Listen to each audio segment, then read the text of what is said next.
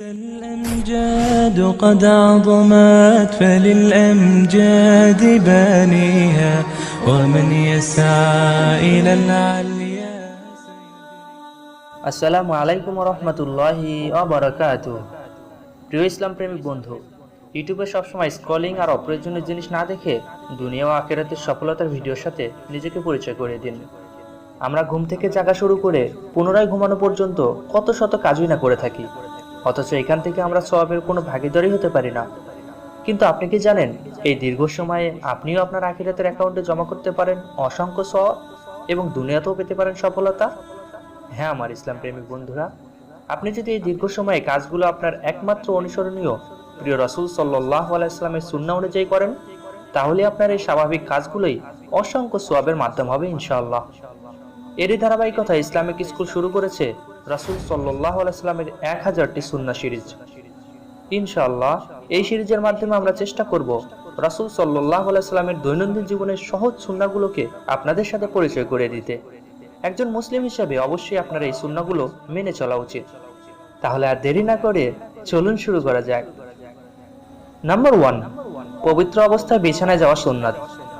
যেহেতু আমাদের প্রিয় রাসূল সাল্লাল্লাহু আলাইহি ওয়াসাল্লামের প্রত্যেকটি কাজ ছিল মহান আল্লাহ তাআলা কর্তৃক নির্ধারিত, সেহেতু এই সকল সুন্নাতের মধ্যে রয়েছে অসংখ্য দুনিয়া ও আখিরাতের সফলতা।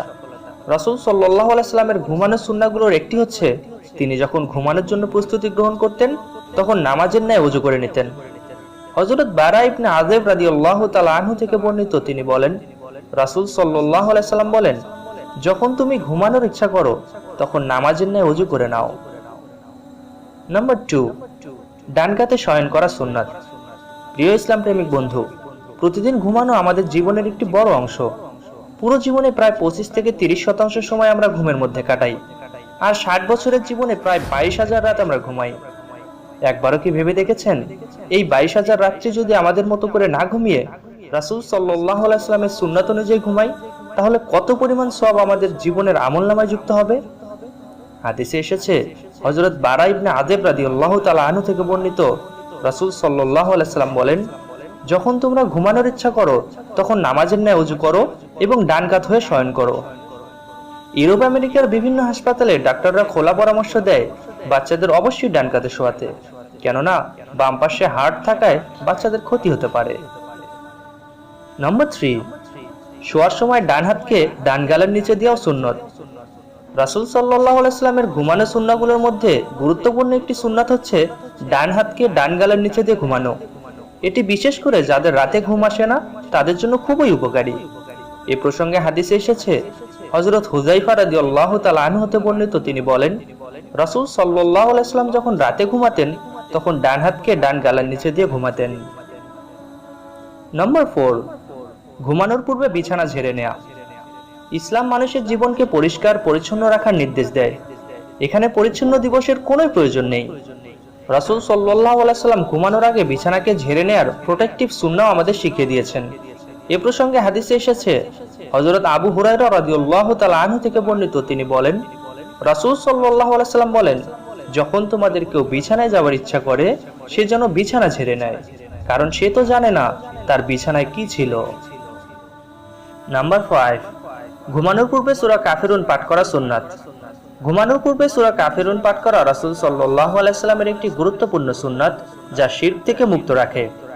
হযরত ফারওয়া বিন নওফাল রাদিয়াল্লাহু তাআলা আনহু থেকে বর্ণিত, তিনি বলেন, নবী করিম সাল্লাল্লাহু আলাইহি ওয়াসাল্লাম আমার কাছে আসলেন এবং বললেন, যখন তুমি রাতে ঘুমাতে যাও তখন সূরা কাফিরুন তিলাওয়াত করো, কারণ এটা শিরক থেকে মুক্ত রাখে। ইমাম আন-নববী রাহিমাহুল্লাহ বলেন, প্রত্যেকের উচিত উল্লেখিত বিষয়সমূহ মেনে চলা। নাম্বার 6, এক পায়ের উপর আরেক পা রেখে চিত হয়ে না শোয়া। ইসলাম শুধু মেনে নেওয়া সুন্নতই না, বরং কিছু বর্জনীয় সুন্নত রয়েছে। যেমন রাসূল সাল্লাল্লাহু আলাইহি ওয়াসাল্লাম এক পায়ের উপর অন্য পা দিয়ে চিত হয়ে শুতে নিষেধ করেছেন। এ প্রসঙ্গে হাদিসে এসেছে, হযরত জাবির রাদিয়াল্লাহু তাআলা আনহু থেকে বর্ণিত, তিনি বলেন, রাসূল সাল্লাল্লাহু আলাইহি ওয়াসাল্লাম বলেছেন, তোমাদের কেউ কখনো তার এক পা অন্য পায়ের উপর রেখে চিত হয়ে শয়ন করো না। এই বদঅভ্যাসটি বেশিরভাগ ক্ষেত্রেই আমাদের যুবক সমাজের মধ্যে দেখা যায়। আশা করি আপনিও এটি জানার পর আর এই সুন্নতের খেলাপ করবেন না। নাম্বার 7, ঈশার সালাতের পূর্বে না ঘুমানো সুন্নত। আমরা আগে শিখেছি ইসলামে পালনীয় সুন্নাতের পাশাপাশি কিছু বর্জনীয় সুন্নাতও রয়েছে।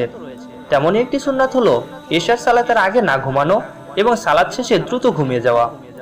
এ প্রসঙ্গে প্রিয় রাসূল সাল্লাল্লাহু আলাইহি সাল্লামের হাদিসে এসেছে, হযরত আনাস রাদিয়াল্লাহু তাআলা আনহু থেকে বর্ণিত, তিনি বলেন, রাসূল সাল্লাল্লাহু আলাইহি সাল্লাম এশার সালাতের আগে ঘুমাতে এবং এশার সালাতের পর না ঘুমিয়ে গল্পগুজব করতে নিষেধ করেছেন। এই অভ্যাসটি বর্তমান যুগে একটি মহামারী আকার ধারণ করেছে, যার ফলে হার্ট অ্যাটাক সহ ব্রেনের নানা রকমের সমস্যা হচ্ছে। আল্লাহ তাআলা আমাদের এই গুরুত্বপূর্ণ সুন্নতটি পালন করার তৌফিক দান করুন। নাম্বার 8, ঘুমাতে যাওয়ার দোয়া পাঠ করা। নিজেকে একজন খাঁটি মুসলিম হিসেবে তৈরি করতে অবশ্যই প্রিয় রাসূল সাল্লাল্লাহু আলাইহি সাল্লামের সুন্নাতগুলো নিজ জীবনে প্রয়োগ করতে হবে। ঘুমাতে যাওয়ার পূর্বে রাসূল সাল্লাল্লাহু আলাইহি সাল্লাম নির্দিষ্ট কিছু দোয়া পাঠ করতেন। হাদিসে এসেছে, হযরত হুযায়ফা রাদিয়াল্লাহু তাআলা আনহু থেকে বর্ণিত, তিনি বলেন, যখন রাসূল সাল্লাল্লাহু আলাইহি সাল্লাম ঘুমাতে যেতেন তখন বলতেন, হে আল্লাহ, আপনার নাম নিয়ে শয়ন করছি এবং আপনার নাম নিয়ে উঠব। নম্বর 9, ঘুমাতে যাওয়ার পূর্বে সূরা পড়ে শরীর মাসাজ করা। ঘুমাতে যাওয়ার পূর্বে রাসূল সাল্লাল্লাহু আলাইহি সাল্লাম সূরা ফালাক, সূরা নাস, সূরা ইখলাস 3 বার করে পাঠ করে শরীর মাসাজ করতেন। এ প্রসঙ্গে তার প্রিয় স্ত্রী আয়েশা রাদিয়াল্লাহু তাআলা আনহা থেকে বর্ণিত, তিনি বলেন, রাসূল সাল্লাল্লাহু আলাইহি সাল্লাম প্রতি রাতে যখন ঘুমাতে যেতেন তখন তিনি তার দুহাতের তালু মেলাতেন, তারপর সূরা ফালাক, সূরা নাস, সূরা ইখলাস পড়ে দুহাতে ফু দিতেন। এরপর উক্ত দুহাতের তালু দ্বারা সমগ্র শরীর, মুখমণ্ডল মাসে করতেন। তিনি মাসে শুরু করতেন মাথা, মুখমণ্ডল ও দেহের সামনের দিক থেকে। এভাবে রাসূল সাল্লাল্লাহু আলাইহি সাল্লাম 3 বার করতেন। উল্লেখ্য যে সূরা ফাতিহা 1 বার এবং সূরা ফালাক, নাস, ইখলাস 3 বার করে পড়াও সুন্নাত। নাম্বার 10, ঘুমাতে যাওয়ার আগে সূরা বাকারার শেষ 2 আয়াত পাঠ করাও সুন্নাত। রাসূল সাল্লাল্লাহু আলাইহি সাল্লামের ঘুমাতে যাওয়ার পূর্বে সুন্নাত সমূহের মধ্যে অত্যাধিক গুরুত্বপূর্ণ একটি সুন্নাত হলো সূরা বাকারার শেষ 2 আয়াত পাঠ করা, যার ফলে এটাই তার জন্য যথেষ্ট হবে। সুবহানাল্লাহ। ইবনে মাসউদ রাদিয়াল্লাহু তাআলা আনহু থেকে বর্ণিত, তিনি বলেন, রাসূল সাল্লাল্লাহু আলাইহি সাল্লাম বলেন, যে ব্যক্তি রাতের বেলায় সূরা বাকারার শেষ 2 আয়াত পাঠ করবে তা তার জন্য সকল ব্যাপারে যথেষ্ট হবে। সুবহানাল্লাহি ওয়া বিহামদিহি। নাম্বার 11, আয়াতুল কুরসি পাঠ করা। যদি আপনি চান কোনো জিন, শয়তান, পোকামাকড় রাতে আপনার ক্ষতি না করুক এবং ফেরেশতা আপনাকে পাহারা দিক, তাহলে আপনি ঘুমানোর পূর্বে অবশ্যই আয়াতুল কুরসি পাঠ করুন। কেননা আবু হুরায়রা রাদিয়াল্লাহু তাআলা আনহু থেকে বর্ণিত, রাসূল সাল্লাল্লাহু আলাইহি সাল্লাম বলেন, যখন তোমাদের কেউ বিছানায় যাওয়ার ইচ্ছা করে সে যেন আয়াতুল কুরসি পাঠ করে। যে তা পাঠ করবে সে আল্লাহর নিকট থেকে নিরাপত্তা পাবে এবং সকাল পর্যন্ত শয়তান তার কাছে আসতে পারবে না। এবং নাম্বার 12, সূরা মুলক পাঠ করা। সূরা মুলক হলো কবরের আযাবের ফেরেশতাকে ঠেকানো সূরা। যদি কেউ সূরা মুলক নিয়মিত পাঠ করে তাহলে সূরা মুলক তার জন্য কবরের মধ্যে বডিগার্ড হয়ে দাঁড়াবে।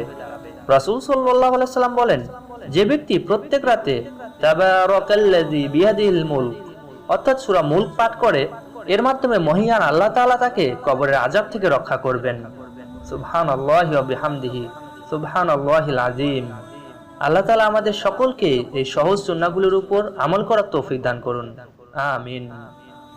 তো বন্ধুরা, চলুন সংক্ষেপে জেনে নেই আজকের আলোচিত সুন্নাহসমূহ। নাম্বার 1, পবিত্র অবস্থায় বিছানায় যাওয়া। নাম্বার 2, ডান কাতে শয়ন করা। নাম্বার 3, শোয়ার সময় ডান হাতকে ডান গালের নিচে দেয়া। নাম্বার 4, ঘুমানোর পূর্বে বিছানা ঝেড়ে নেওয়া। নাম্বার 5, ঘুমানোর পূর্বে সূরা কাফিরুন পাঠ করা। নাম্বার 6, এক পায়ের উপর অন্য পা রেখে চিত হয়ে না শোয়া। নাম্বার 7, ঈশা সালাতের পূর্বে না ঘুমানো এবং সালাত শেষে গল্পগুজবে লিপ্ত না হওয়া। নাম্বার 8, ঘুমাতে যাওয়ার দোয়া পাঠ করা। নাম্বার 9, ঘুমাতে যাওয়ার পূর্বে সূরা পড়ে শরীর মাসাজ করা। নাম্বার 10, ঘুমাতে যাওয়ার আগে সূরা বাকারার শেষ 2 আয়াত পাঠ করা। নাম্বার 11, আয়াতুল কুরসি পাঠ করা। এবং নাম্বার 12, সূরা মুলক পাঠ করা।